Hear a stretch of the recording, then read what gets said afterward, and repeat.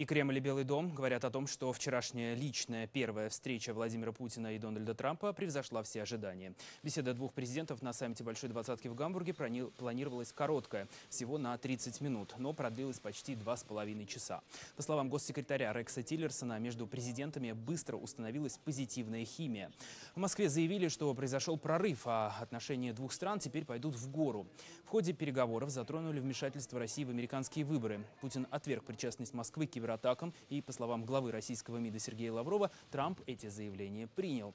Тиллерсон заявил позже, что обе страны вряд ли когда-нибудь придут к согласию по этому вопросу.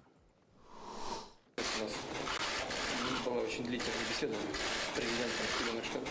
Накопилось много вопросов, там и Украина, и Сирия, и другие проблемы, некоторые двусторонние вопросы. Президент Трамп сказал, что он слышал четкие заявления президента Путина о том, что это неправда, и что российское руководство не вмешивалось в эти выборы, и что он эти заявления принимает.